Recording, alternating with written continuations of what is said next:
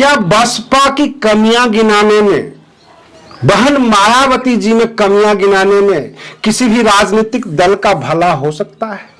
जी हां दोस्तों, मैं आरडी भारती और आप देख रहे हैं बिहारी सुल्तान। जब चुनाव में हम निकलते हैं, समाज के बीच जाते हैं, लोगों के बीच जाते हैं, तो लोगों की भी सुनते हैं, राजनीतिक दलों की भी सुनते हैं, नेताओं की भी सुनते हैं, और उन बदहाल आम जनता की तो सुनते ही हैं। अगर आप हमारे चैनल पर नए हैं तो चैनल को सब्सक्राइब कर लीजिए, वीडियो अच्छा लगे तो इसे लाइक कर दीजिए, शेयर कीजिए। हम फेसबुक पेज पर भी आते हैं, उन्हें फॉलो करना ना भूलें। कांग्रेस पार्टी में डॉक्टर उदित राज और डॉक्टर कन्हैया कुमार एक जो है वोट बढ़ाते हैं और दूसरा वोट गिराते हैं। डॉक्टर उदित राज के पास बहुजन समाज पार्टी में कमियां, बहन मायावती जी में कमियां गिनाने के अलावा लगता है कोई मुद्दा ही नहीं है। आज हम अपने दर्शकों को साफ कर देना चाहते हैं कि बसपा से लोग इसलिए नाराज हैं कि बसपा उनको सेवा नहीं दे पा रही है, उनके घर तक नहीं पहुंच पा रहे हैं इनके कार्यकर्ता, इनके नेता। बसपा से बस इतनी नाराजगी है और कोई नाराजगी नहीं है। लेकिन बहन मायावती जी में कमियां गिनाकर, बहुजन समाज पार्टी में कमियां गिनाकर अगर आप ये सोचते हैं कि वोट को बटोर लेंगे तो यह कतई संभव नहीं। जब जब बहन मायावती जी के ऊपर हमले करते हैं डॉक्टर उदित राज, कांग्रेस का जो 6 महीने का मेहनत होता है SC ST वर्ग में, वो धराम से नीचे आ जाता है और निशाने पे तो वो आ ही जाते हैं, फिर सफाइयां देने लगते हैं। सवाल ये उठता है कि देश की राजनीति में क्या क्या चल रहा है, हम सबसे पहले अपने दर्शकों को बता दें, फिर समझ में आ जाएगी कि बहन मायावती जी प्रधानमंत्री कद की नेता हैं। प्रधानमंत्री नरेंद्र मोदी पर भले ही तलवार लटक रही हो, लेकिन बहन मायावती जी पर नहीं है। प्रधानमंत्री नरेंद्र मोदी जी को 30 मार्च को बुलाया गया है RSS मुख्यालय नागपुर में, वहां वो हाजिरी लगाएंगे, सवाल जवाब भी होंगे। 21 से लेकर 23 मार्च तक बेंगलोर में RSS की मीटिंग है, अखिल भारतीय संघ का।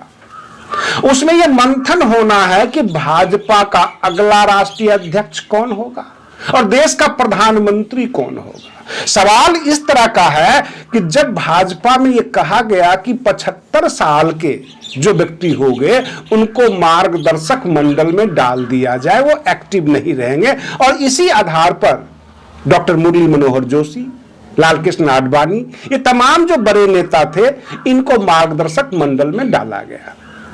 तो अब तो प्रधानमंत्री जी भी 75 साल के हो गए हैं, अब उनको भी मार्गदर्शक मंडल में होना चाहिए, लेकिन ऐसा नहीं हो रहा है। हमारे देश के गृह मंत्री जी ने कहा ये कौन सा रूल है कि 75 साल के बाद मार्गदर्शक मंडल में जाएं। सवाल ये उठता है कि प्रधानमंत्री जी के सर पर तो ये तलवार लटक रही है, जो RSS अथवा भाजपा ये एक्शन लेने वाली है। बहन मायावती जी भी अब ये महसूस कर रही हैं कि हमारे नेशनल कोऑर्डिनेटर, हमारे नेता समाज से दूर हुए हैं। बहन मायावती जी समाज से दूर नहीं हुई हैं, ये आपको मैं फैक्ट बता रहा हूं। अगर आप कहीं भी SC ST शोषित वंचित समाज के बीच जाएं तो मायावती को लोग जानते हैं, बहन जी करके पुकारते हैं, और लोगों की उम्मीदें भी रहती है, आशाएं भी रहती है कि बहन मायावती जी सब कुछ ठीक कर देंगी। लेकिन 10-12 साल बीत गए। कहने का मतलब यह कि 2007 से 2012 तक बहन मायावती जी का शासनकाल रहा, मुख्यमंत्री के रूप में उत्तर प्रदेश में रही, और 2012 के बाद जब वो विपक्ष में आई, जब उनका वोट का ग्राफ गिरता गया, तो उत्तर प्रदेश में वो शासन में नहीं आई। और मैं एक बात और साफ कर देना चाहता हूं कि बसपा का मतलब उत्तर प्रदेश और उत्तर प्रदेश का मतलब बसपा नहीं है। बसपा बिहार में भी है, पश्चिम बंगाल में भी है, उड़ीसा में भी है, गुजरात में भी है, पंजाब, हरियाणा, हर जगह बसपा है। क्योंकि हमारे चैनल से बहुजन समाज पार्टी के मैक्सिमम कार्यकर्ता जो पूरे देश के, पूरे भारतवर्ष के जो है कार्यकर्ता जुड़े हुए हैं, अपना अपना मैसेज करते हैं, बताते हैं, अपनी दर्द भी बताते हैं। बहन मायावती जी से उनके कार्यकर्ता और समाज दोनों जुड़ा हुआ है। लोगों में गुस्सा केवल इतना है कि उनके नेता हमारे बीच में क्यों नहीं। आप उत्तर प्रदेश में जिला वाइज देख लीजिए, 75 जिले में हर जगह जिला अध्यक्ष एक्टिव नहीं है, हर जगह नेशनल कोऑर्डिनेटर नहीं पहुंच रहे हैं। लोगों की नाराजगी बस इतनी है। अगर आप ये सोचते हैं बसपा कमजोर हो गई, बसपा अब सत्ता में नहीं आएगी, तो ये आपकी भूल हो सकती है। बहन मायावती जी जो रास्ता निकाले, चाहे वीडियो कॉन्फ्रेंसिंग के जरिए अथवा खुद पहुंचकर समाज के बीच, उनको जनता से जुड़ना होगा, लोगों के बीच आना होगा, और लोग उनका इंतजार भी कर रहे हैं। लेकिन अगर कांग्रेस पार्टी के नेता ये समझते हैं कि बहन मायावती जी में कमियां बता दे कि उन्होंने बहुजन मिशन को बर्बाद कर दिया, उन्होंने जो है मूवमेंट खराब कर दिया, ऐसा नहीं है। रही बात ये कि राहुल गांधी जी को भी यह महसूस हो गया कि SC ST समाज तो डायरेक्टली तौर पर बहन मायावती जी से जुड़े हुए हैं। पूरे देश भर में राहुल गांधी जी भी घूमते हैं, तो बिहार में केवल बहुजन समाज पार्टी की बुराई करके बिहार विधानसभा चुनाव जीता जा सकता है। और कांग्रेस के तमाम बुद्धिजीवियों ने यह दिमाग लगाया कि बिहार का सबसे बड़ा हॉट मुद्दा है बेरोजगारी, पलायन रोको नौकरी दो, इस तरह का जो है मतलब आवाज देकर आंदोलन बनाकर डॉक्टर कन्हैया कुमार को उतारा गया। और जब बेरोजगारी की बात आती है, जब पलायन की बात आती है, तो उसमें SC ST OBC समाज में ज्यादातर लोग पलायन करते हैं। आप देखते होंगे बिहार का जो मजदूर वर्ग है देश के विभिन्न क्षेत्रों में जाता है, वो कोई और नहीं, बहुजन समाज के ही लोग हैं। बेरोजगारी सबसे ज्यादा बहुजन समाज के बीच है। कांग्रेस हाईकमान को जब समझ में आ जाएगा कि डॉक्टर उदित राज बार बार बसपा पे हमलावर होते हैं, बहन मायावती जी में कमियां निकालते हैं, और इससे बिहार में उनको नुकसान होने की संभावना है, बहुजन समाज ये बर्दाश्त नहीं करता। मैं आपको बता दूं, चंद्रशेखर आजाद जो नगीना के सांसद हैं, कई बार गोदी मीडिया के न्यूज एंकरों के ट्रैप में फंसते फंसते बचे, फंसाने की पूरा कोशिश करता है कि ये बसपा की बुराई करे, फिर बसपा इनके ऊपर हमलावर होगी और ये उलझ के रह जाएंगे और पूरा मैदान खाली मिलेगा।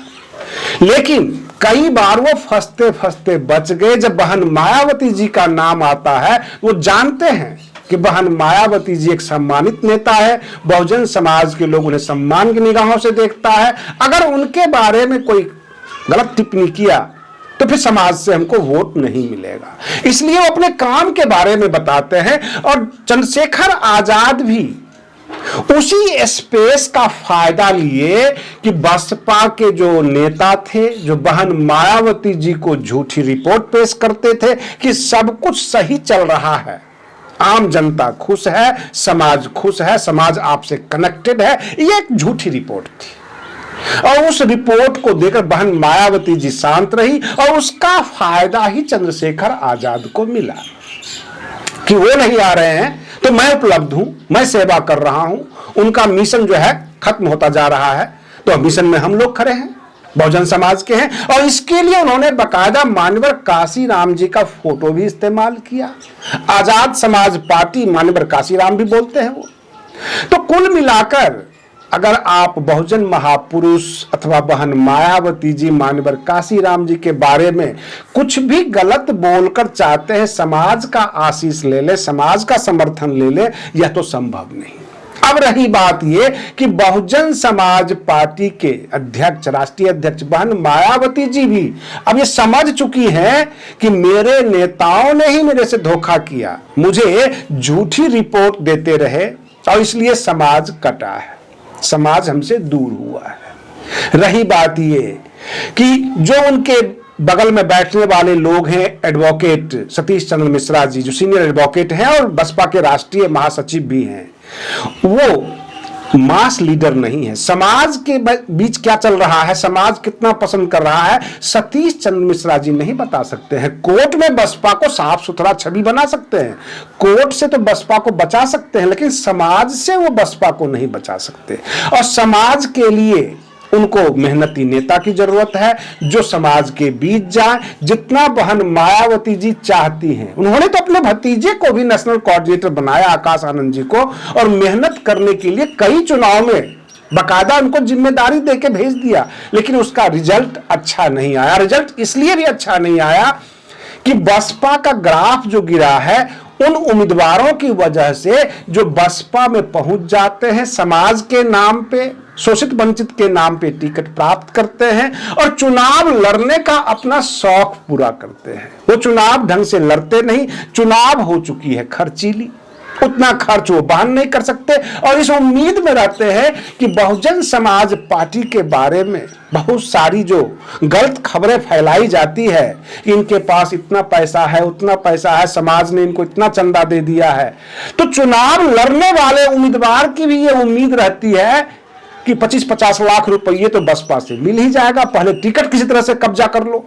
और टिकट लेने के बाद जब बसपा उन्हें फंडिंग नहीं करती तो बड़ा आराम से मुस्कुराते हुए चुनाव हार जाते हैं, जिससे समाज को भी गलत मैसेज जाता है और दिनों दिन पार्टी के ऊपर भी असर पड़ रही है। और ये जो है जनाधार गिरने का मूल कारण रहा है और बहन मायावती जी भी समझ चुकी है। सवाल ये उठता है, क्या बसपा चुनाव जीतती नहीं? और जो रही बात यह कि जो उमा शंकर सिंह जो उत्तर प्रदेश में एक विधायक है, कहा जाता है वो अपने दम पर चुनाव जीते, इसका मतलब कैंडिडेट में दम होता है तभी तो वो चुनाव जीते। बसपा का कैडर केवल भागदौड़ करने के लिए उनके साथ होगा, बसपा के टिकट पे वो लड़े। तो हर राजनीतिक दल का जो कैडर होता है वो भागदौड़ के लिए ही होता है। फंडिंग और फाइनेंस या तो कैंडिडेट लगाता है अथवा पार्टी थोड़ा बहुत जो राष्ट्रीय स्तर पर खर्चा होता है। मैं आपको बता दूं, चाहे वो कांग्रेस हो, भाजपा हो, जो हेलीकॉप्टर से उड़ रहे हैं उस पे खर्च करते हैं, टीवी मीडिया पे खर्च करते हैं, किसी कैंडिडेट को कैश नहीं दी जाती। आज के लिए बस इतना ही। आप बने रहिए बिहारी सुल्तान चैनल पर, हम फिर मिलते हैं अगले वीडियो में, तब तक के लिए धन्यवाद।